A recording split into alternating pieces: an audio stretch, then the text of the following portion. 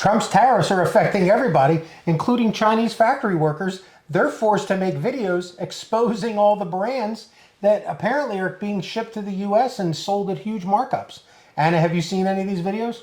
I have seen the videos, and what Jim is talking about are designer items like Hermes bags, Birkin bags, Louis Vuitton, all of the big name designers that you would go and spend tens and thousands of dollars on are being made at pennies on the dollar by Chinese workers. Well, not even that much. I could show you my Gucci slides, which apparently don't cost $500. They're made for $10.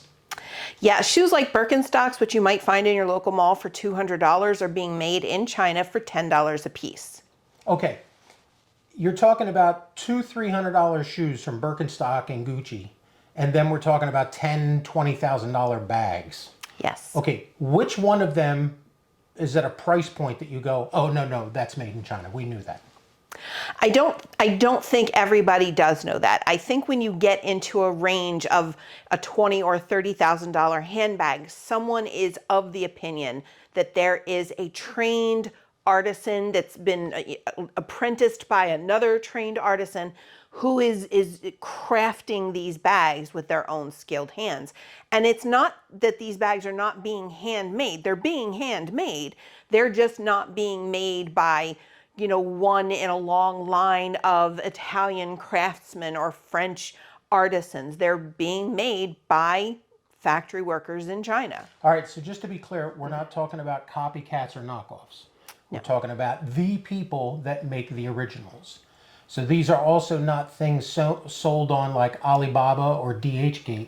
They're being sold on like an authentic, These are the genuine article. These are the things that when you go into, say, and I don't know for sure that these are the brands, so I'm going to just say that. But these are the bags that when you walk into an Hermes store or an Hermes showroom, these are the bags that are being made in China. If Anna's speaking wrong and offending your brand, sue her so I can defend her.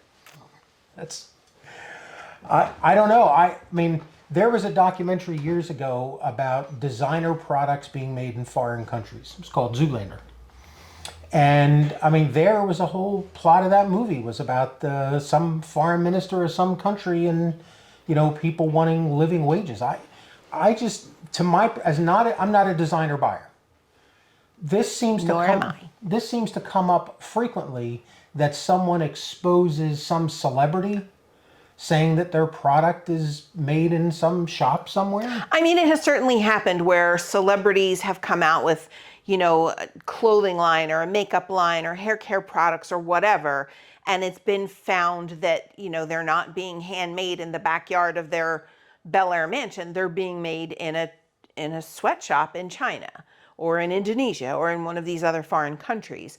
So I think there is some acknowledgement, at least to an extent, that not everything that we buy, despite the high price tag or the well-known name, is being made where we think it's being made. I think if you're looking at something like a Coach bag, a Michael Kors bag, where there's Michael Kors in malls all across the United States. Not that we're not shopping there because the boycott is still on people, but what's the bag sold at Target?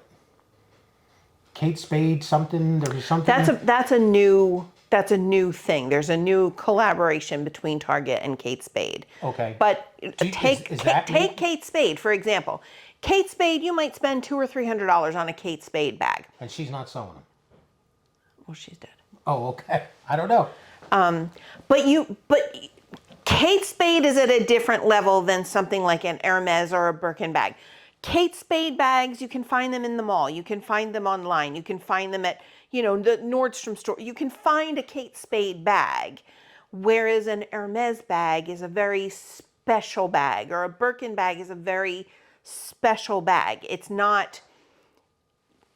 Kate Spade is a very nice bag, but it is still a mass-produced bag. Okay. When someone hears Hermes or Birkin or something like that, they are imagining the visions that conjures up it is old world craftsman. It is attention to detail. It is hand stitching on everything. They are not thinking my $38,000 handbag is being made for $1,000 in a factory in China. But that's the point. It is being hand stitched. It's just these videos are showing you the factory in Guangdong province where a woman who is Chinese is doing all this work. And then the thing is put in a package and it's shipped off to Paris. But here's the question, and here's the overall theme of this entire video.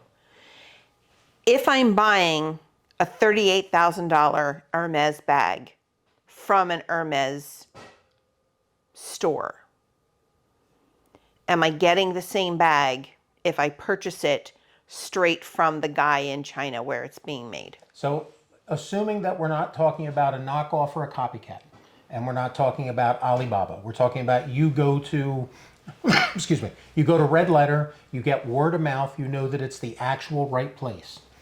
The only difference is at the end, at the last minute, somebody goes and puts an H on it, or whatever the symbol is, of some metal, brass, gold, whatever.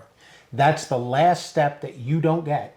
And in some of these videos, people are taking Birkenstocks out of a Birkenstock box, putting it in a plain bag, and throwing the Birkenstocks in a box in a pile, saying, we'll just use that for the next pair.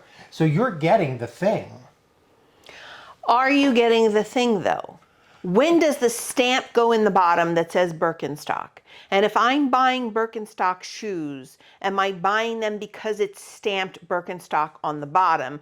Or am I buying it because it's just an all-around comfortable shoe that I cannot destroy, it will last me forever? Well, okay. And at what point does that separate? So before we get into the travel side of this on Portside politics here, the business side of this is China is sending that shoe for $10 overseas to the US. It's getting hit with a tariff for $2.50, or with Trump's highlighted tariff, when that comes back, another $10 tariff. That's all that's going to be collected here. When it hits the retail store, it's either going to be marked up $2 or $10, or worse, it's going to be marked up $100 more, because it was $100 and now here's the tariff. We're going to put it on the retail store for $200, which means these tariffs are going to make these designer brands even more profits for you to buy these things. That's the thing that China is exposing here. And this has to be a coordinated effort, because all of a sudden TikTok exploded with these the other day from factories all over China with designer products and brands. And they've never done this before.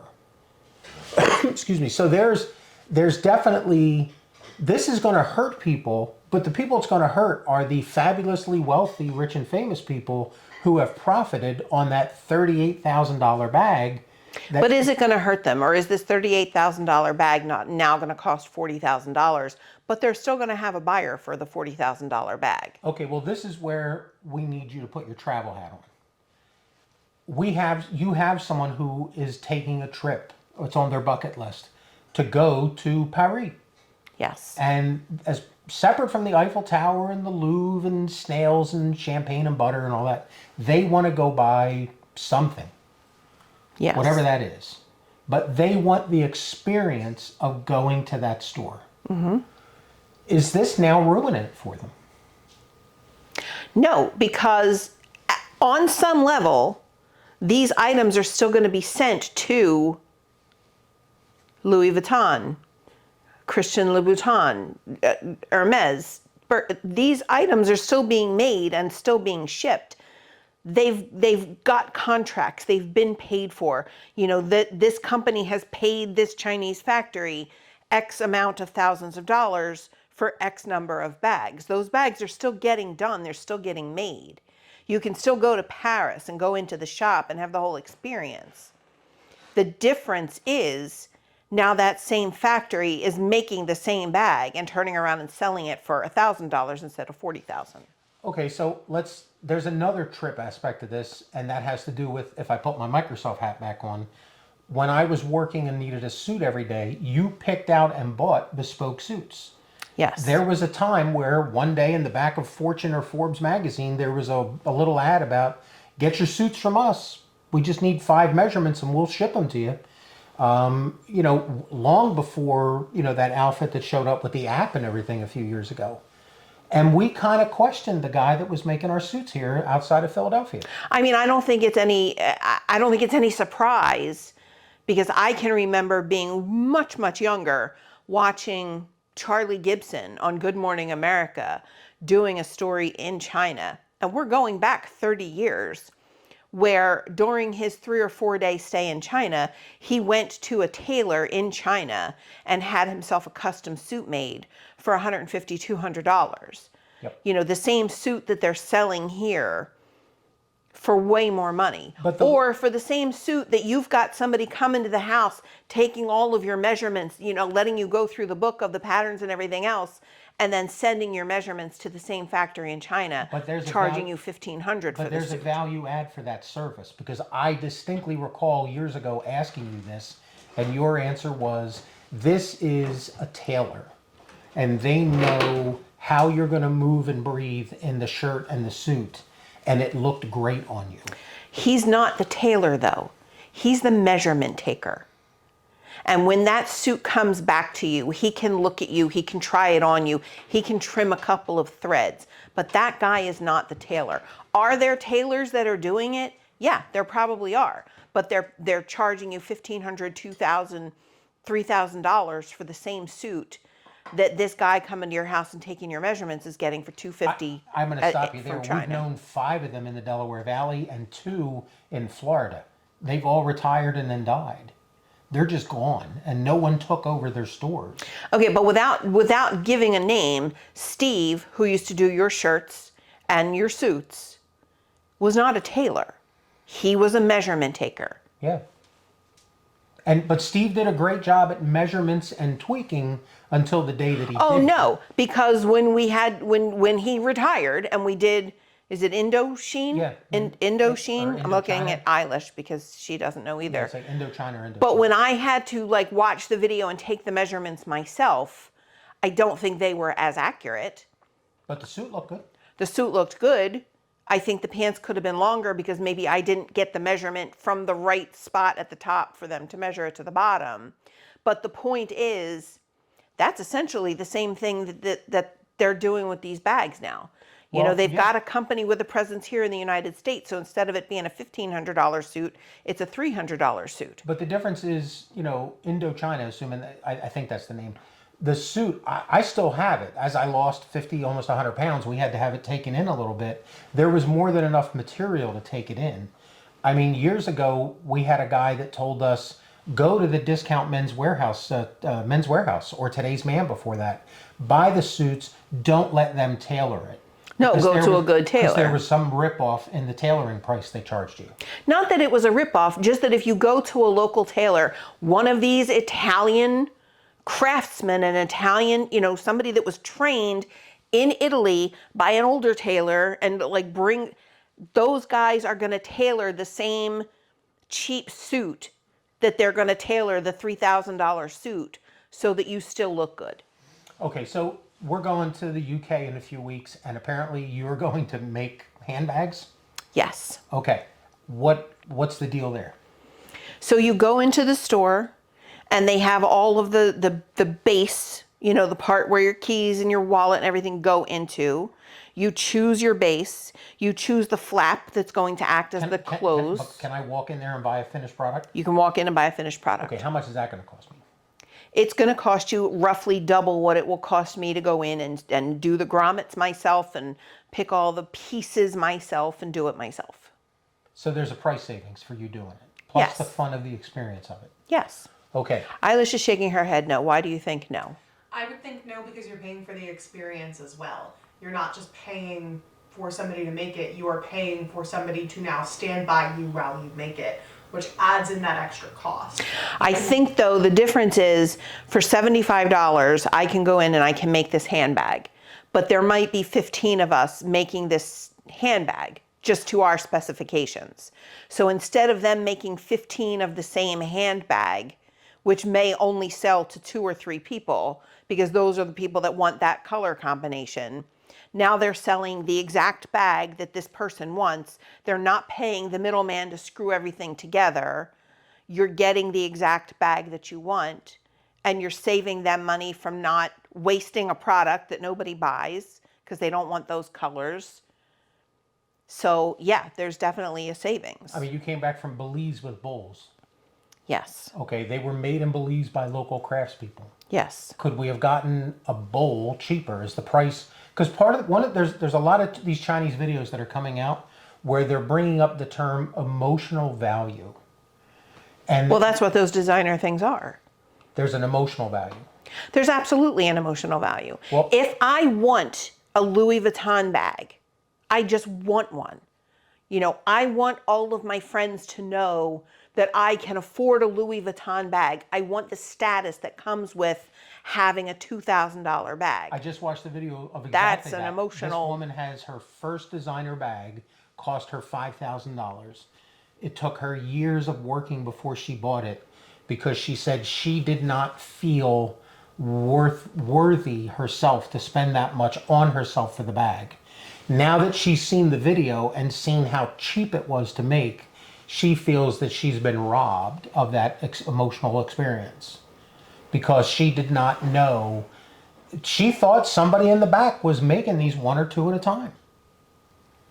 Yeah, and I think there probably are people that think that. There are people that think if I'm spending $38,000, $40,000 on a bag, somebody with skilled hands, with, you know, a artisan pedigree is making it.